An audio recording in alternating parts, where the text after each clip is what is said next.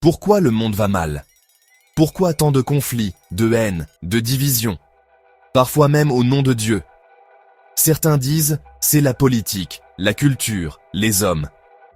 Mais la Bible révèle une autre réalité. Le monde est sous l'influence d'un ennemi invisible. Et cet ennemi, c'est le diable. Mais attention, le diable n'agit pas toujours dans les coulisses obscures, avec cornes et flammes. Non, il parle de Dieu. Il cite des textes. Il prêche. Il manipule. Jésus nous a avertis, le diable est un menteur, un meurtrier, un accusateur et surtout, un imitateur. Dans cette vidéo, tu vas découvrir pourquoi le mal est souvent religieux.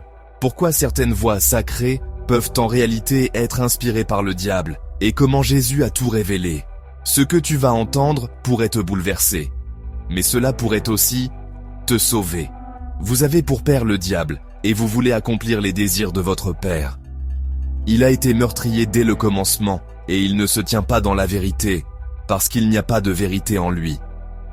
Lorsqu'il profère le mensonge, il parle de son propre fond, car il est menteur et le père du mensonge. Jésus ne laisse aucun doute.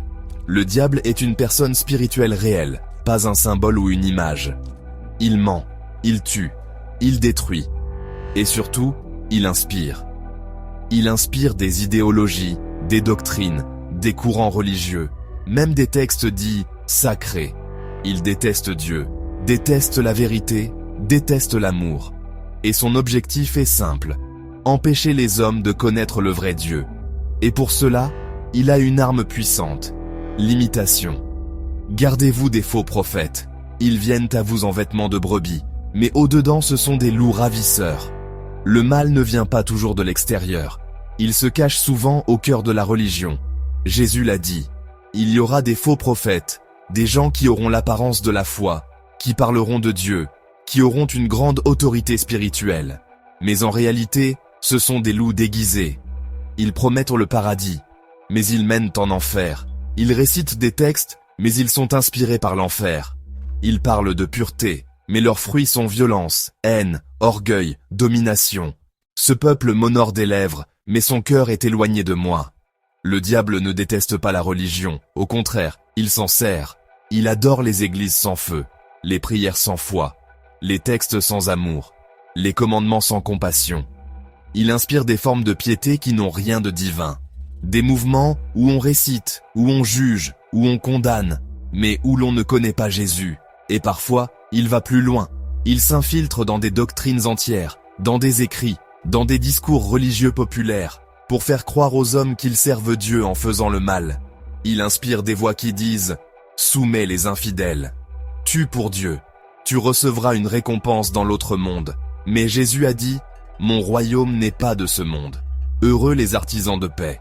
Celui qui veut être le plus grand, soit votre serviteur. » Tu vois la différence? Là où le diable promet pouvoir, conquête, paradis charnel, Jésus offre service, amour, renoncement. Le diable glorifie la chair. Jésus transforme le cœur. Quand Jésus est tenté dans le désert, le diable utilise les Écritures. Il cite des psaumes. Il propose du pain, du pouvoir, de la gloire. Mais toujours hors contexte, toujours pour piéger. Et Jésus répond avec équilibre, fermeté et la vérité pleine. Le diable utilise encore aujourd'hui des versets, des récits, des lois, pour pousser les hommes à faire le mal en croyant faire le bien. Mais le test est simple. Ressemble-t-il à Jésus? Paul disait déjà aux Galates, « Je m'étonne que vous vous détourniez si promptement de celui qui vous a appelé par la grâce de Christ pour passer à un autre évangile. Ce n'en est pas un autre, mais il y a des gens qui vous troublent et qui veulent pervertir l'évangile de Christ. » Galates 1, 6, 7. Le diable ne vient pas toujours en opposition frontale. Parfois, il propose une version alternative, un Dieu qui récompense la haine, un paradis sans croix, une foi sans repentance, une religion sans amour. Ce faux évangile attire par sa radicalité, séduit par sa rigueur, rassure par ses règles, mais il tue l'âme. Le vrai évangile, c'est Jésus crucifié, ressuscité, qui pardonne, qui aime, qui transforme. Ces hommes-là sont de faux apôtres, des ouvriers trompeurs, déguisé en apôtre de Christ. Et cela n'est pas étonnant, puisque Satan lui-même se déguise en ange de lumière. Le diable ne vient pas toujours dans l'ombre.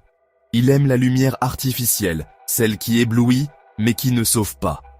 Il se cache dans ce qui semble spirituel. Il prend le nom de Dieu, mais rejette Jésus.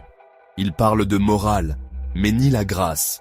Il construit des empires religieux, sans croix, sans esprit, sans vie.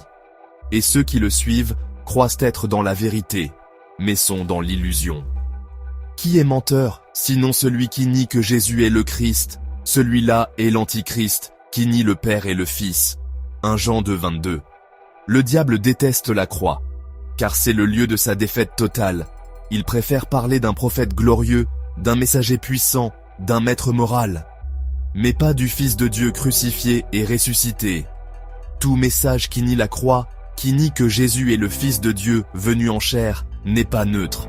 C'est la voix de l'Antichrist, même si elle est douce, séduisante, religieuse, ou très bien écrite. Car il s'élèvera de faux Christ et de faux prophètes. Ils feront de grands prodiges et des miracles, au point de séduire, s'il était possible, même les élus. Matthieu 24, 24. Dans les derniers temps, la tromperie religieuse prendra une ampleur mondiale. Le mal ne se présentera pas comme le mal.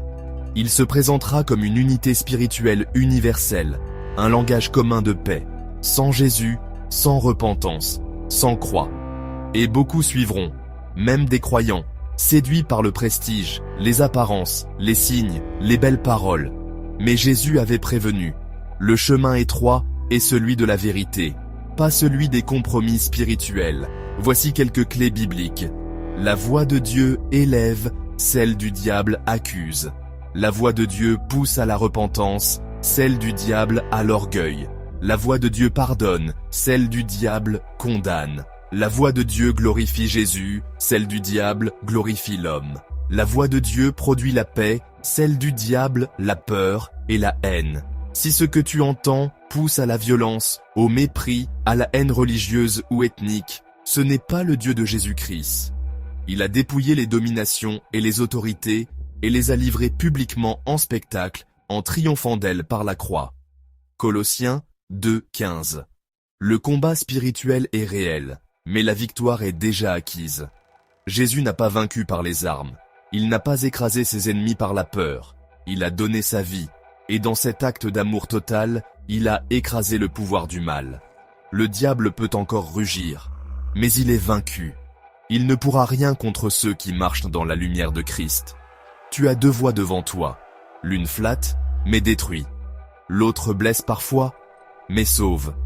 Le diable veut imiter Dieu, pour mieux t'égarer. Mais Jésus est venu pour te montrer le vrai visage du Père. Ne te laisse pas tromper. Cherche la vérité. Cherche la croix. Cherche Jésus. Et tu verras que l'ennemi a déjà perdu. Abonne-toi pour plus de vérités bibliques. Partage cette vidéo. Tu pourrais ouvrir les yeux de quelqu'un, ou même lui sauver l'âme.